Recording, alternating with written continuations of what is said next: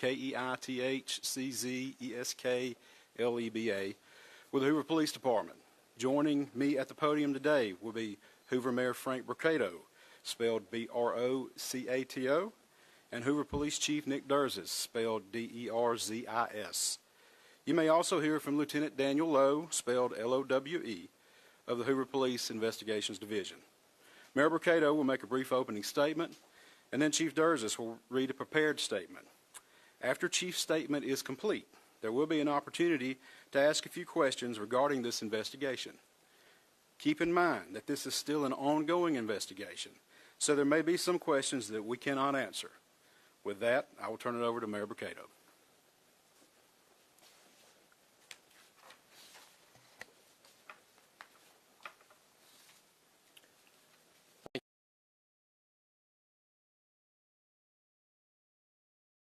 Our community learned about the disappearance of Carlee Russell, and it sent fear and pandemonium not just through our city, but the entire state and the nation as well.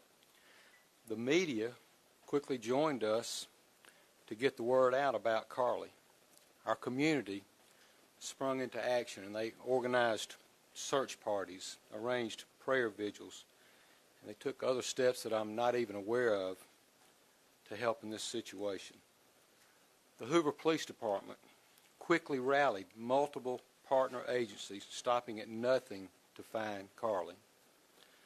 I'd like to take this time to say thank you first to the Hoover Police Department, our partner agencies, our wonderful community, and to all those that aided in some way in connection with this situation.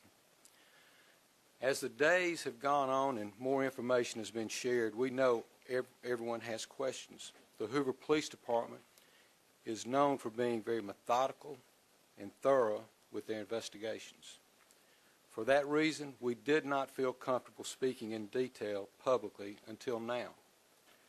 It is important that we share this information now so that our community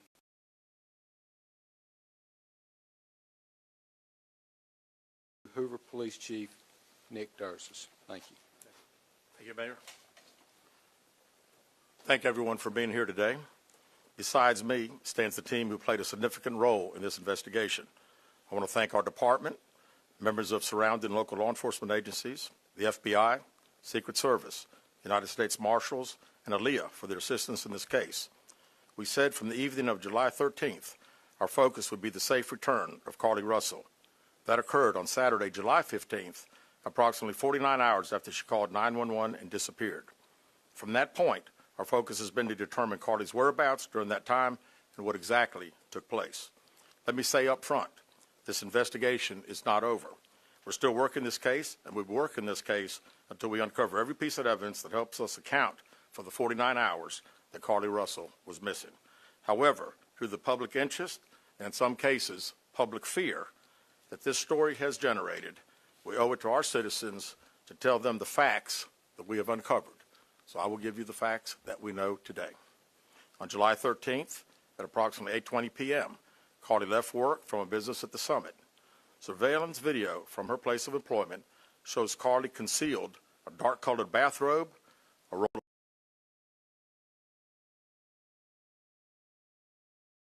from Taziki's at the Colonnade, and traveled there. She then traveled to Target on 280, where she purchased some granola bars and Cheez-Its. From there, she remained in the parking lot at that shopping center until 9:21 p.m. when she drove to I-459. Carlee communicated on her cell phone with individuals known to her while on her path of travel up to the point of calling 911 at 9:34 p.m. And at this time, we will play the 911 call in its entirety.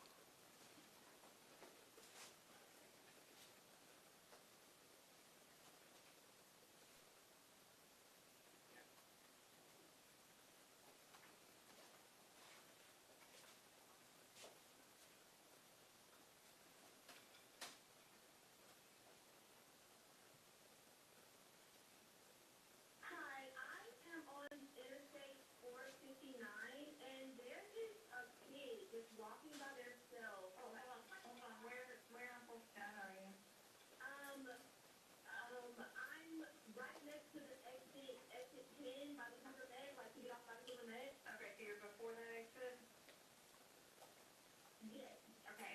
you head southbound or northbound? Like towards that split or towards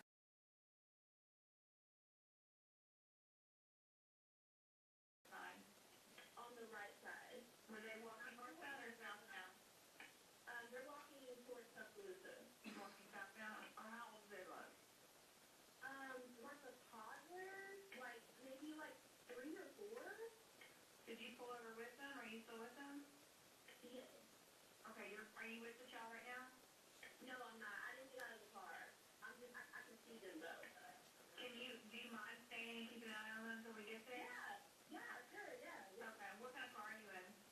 I'm in a red Mercedes-Benz. Is that a sedan or SUV? SUV.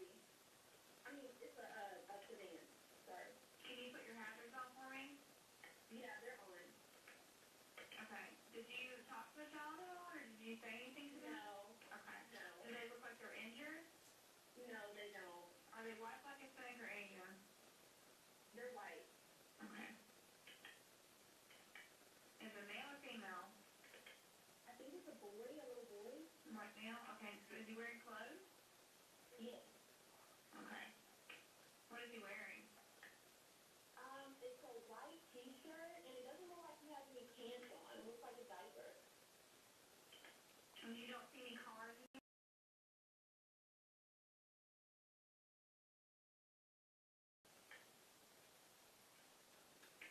Okay. All right. What's your name? My name is Carlee Russell. And you don't see any injuries on the child from where you're at, correct? No, but I can't really see them that good. Okay, try to keep an eye on them for the best you can, because I don't want you to lose track of them. Okay. All right, and do they have shoes on? No. Not that I can see. I can't really see that look. Okay. All right, I've got them on the way, okay? Just try to keep an eye on them, but officers are on the way, okay? Okay, thanks. Thank you. Okay, bye. Carlee called a relative after speaking with the 911 operator. She went missing during that conversation sometime after 9:36 p.m.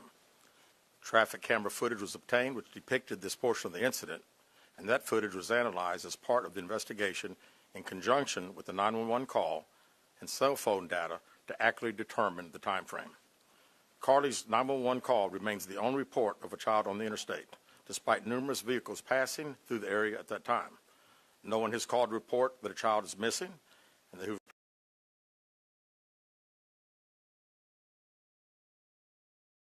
data from Carlee's phone, including her Life 360 app, shows that she traveled approximately 600 yards in her vehicle while she was on the phone with 911, stating that she was following a child. 600 yards. That is 6 football fields straight, 600 yards. The Hoover 911 Center received a second call from Carlee's mother, stating that a relative was on the phone with her when they heard Carlee scream, and then they had an open phone line. Hoover police officers arrived on the scene within 5 minutes of being dispatched, and several other officers arrived shortly. They located Carlee's wig and cell phone in the grass near the vehicle. Her purse was located in the front seat of her vehicle with her Apple Watch in the purse. The food she ordered for Tzatziki's was also in the car.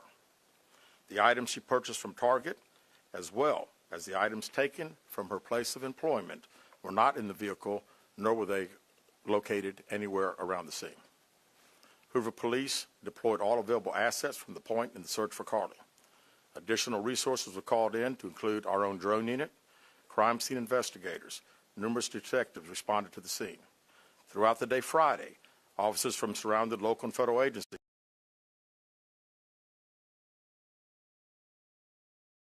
a thorough line search for evidence. K-9 teams from the Jefferson County Sheriff's Department responded to check for any sign of Carlee, the child that she claimed to see, and anything else that could be considered evidence in this case. Those searches all turned up empty. Private citizens, including search parties organized by her family, friends, began looking everywhere that they could to find any trace.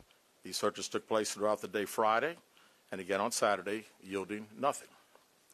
At 10:44 p.m. on July 15th, the Hoover 911 Sunny receives a call from Carlee's residence stating that she returned home on foot. In subsequent investigations, detectives obtained surveillance footage of Carlee walking down the sidewalk alone prior to arrival at her residence. She was conscious and speaking with paramedics when she was transported to UAB. Detectives were able to obtain a brief statement from her prior to being treated and released. During the statement, she told detectives that while traveling down the interstate, she saw a baby walking down the side of the road and called 911. She stated when she got out of her vehicle to check on the child, a man came out of the trees and mumbled that he was checking on the baby. She claimed that the man then picked her up and she screamed. She stated he then made her go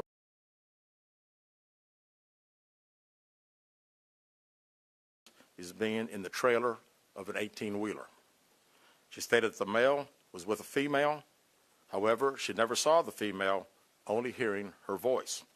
She also told detectives she could hear a baby crying. She told detectives the male had orange hair with a big bald spot on the back. She said she was able to escape the 18-wheeler and fled on foot, only to be captured again and then was put in a car. She claimed she was then blindfolded but was not tied up because the captor said they did not want to leave impressions on her wrists. She said that they took her into a house and made her get undressed.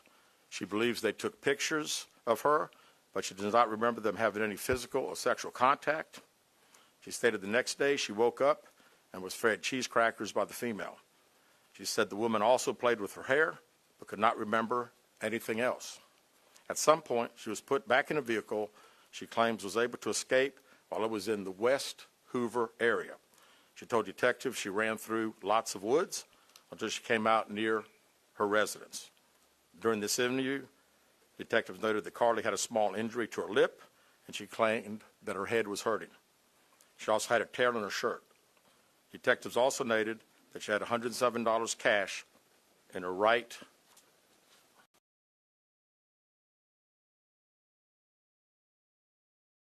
in her family. Detectives did not press for additional information in this interview and made plans to speak with her in detail after giving her time to rest. Detectives continue analyzing data from Carlee's cell phone that was left behind at the scene. We enlisted the help of the United States Secret Service in conducting this analysis. Part of what data included several internet searches in the days leading up to their disappearance that I think are very relevant to this case. On July 11th at 7:30 a.m., the term, "Do you have to pay for an Amber Alert?" was searched. On July 13th at 1:03 a.m., the day of her disappearance, the term, "How to take money from a register without being caught," was searched. On July 13th at 2:13 a.m., the day of her disappearance, the term Birmingham bus station was searched. On July 13th, 2:35 a.m., a search for a one-way bus ticket from Birmingham to Nashville was conducted with a departure date of July 13th. On July 13th at 12:10 p.m., a search for the movie Taken, a film about abduction,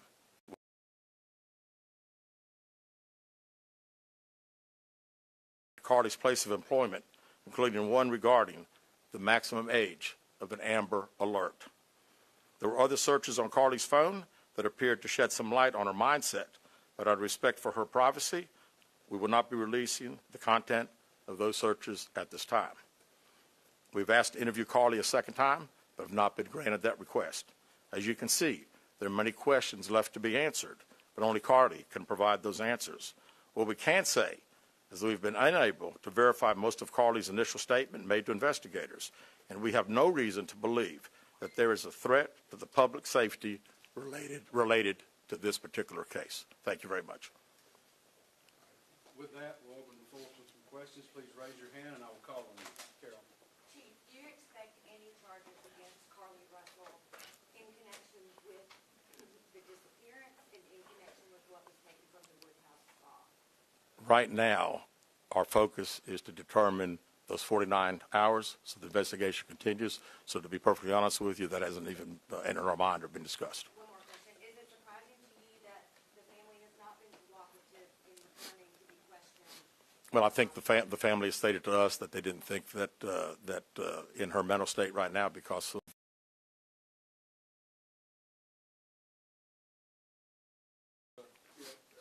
question for Chief. You stated that the abductor had orange hair. Was this abductor black male? Was it female? Black female? White female? I believe it's a white male. Am I correct by saying that? Was it ever? Yeah, white male. Is this alleged abductor yet on loose in the Hoover area? Don't believe so. Yes, ma'am. Chief Brittany Deal, WBRC, has a toxicology report been done, and were any drugs or illegal substances found in her system? We have no report of that. Is any indication of mental illness in this case? Not that I'm aware of.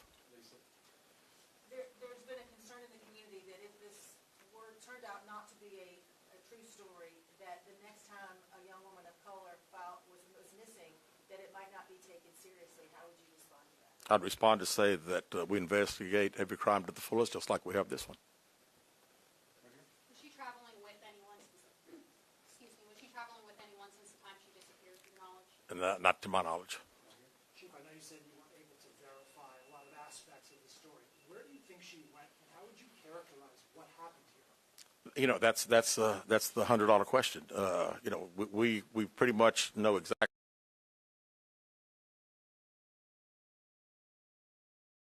Getting out of the car on the interstate from that footage, and after that, I think she only knows. We don't know. Well, one quick follow-up. Her parents. Did you speak with Carlee's parents, and why do you think it is they were so adamant that there was an abductor? Yeah, I think parents are believing what their daughter's saying, and we've had a very good rapport with the parents, met with them on several occasions. I've talked to them today a few times, and to make them understand that we're under pressure from our community, not only in our community of the state, but nationally when the story hit. And I just wanted them to understand that today we were going to have a press conference, and what we were going to detail today are facts. And everything that I've told you today is actual facts. It's not innuendos. It's not what I think. It's not what these detectives think. It is the factual information that we have.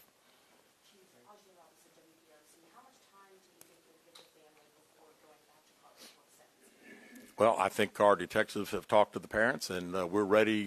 We're ready to talk as soon as she's ready. So, you know, she called right now. We're ready. You had one word to describe what went on. What would that be? How about unknown? You know, we know the facts that we have. Everything else is unknown at this time. In the back. What have the past few days been like for you, your department?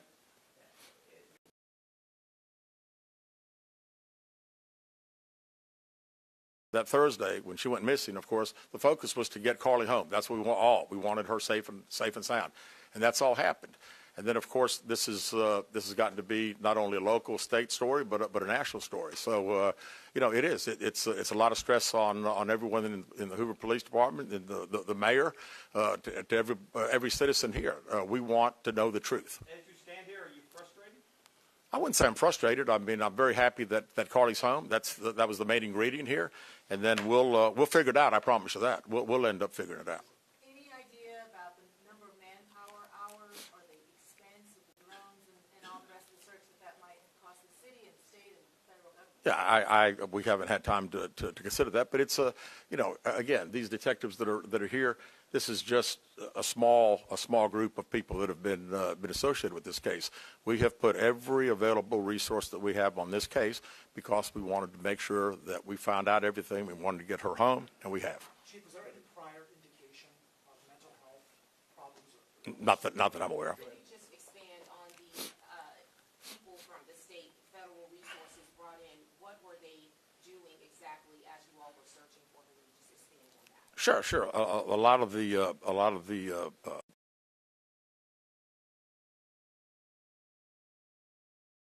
and as you well know, in a case like this, especially when it goes national, we got hundreds and hundreds and hundreds of calls. And when we get those calls, some of them may just be outlandish, but you got to follow up on them because you never know that you may get that one tidbit.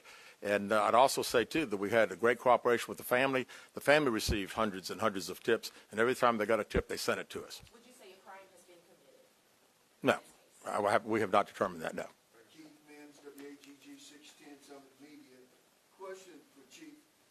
with all of the searches that you mentioned, Chief, that were on Carlee's phone, does that kind of give you an indication of her mind state during this ordeal, the 48 hours that she went missing? Well, again, we want to talk in facts, and I do think it's highly unusual to the day that someone gets kidnapped, that 7 hours, 8 hours before that they're searching the internet, Googling the movie Taken about an abduction. I find that very, very strange, yes. Yes. Do you feel confident, do your investigators feel confident that you know why Carlee Russell may have done this? No, we do not know. Absolutely not. Chief, can you explain for us, you mentioned that while it released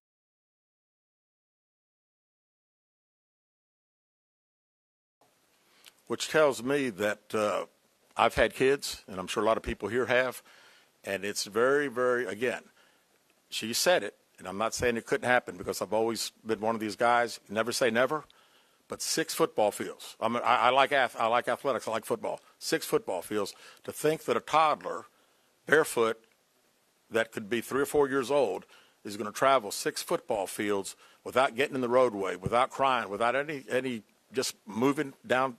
It's just very hard for me to understand. Chief, have you used any technology to enhance that video from 459, and did you see a man grab her? We did not see, from what we can tell, we don't see anybody on the interstate other than her car and then someone getting out of her driver's side. We have sent that off to the FBI for enhancement. It has not been returned.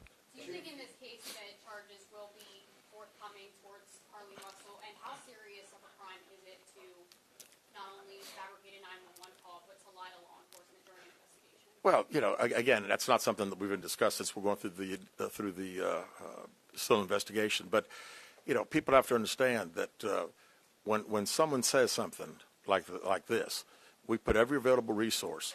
Everybody comes together from, like I say, state.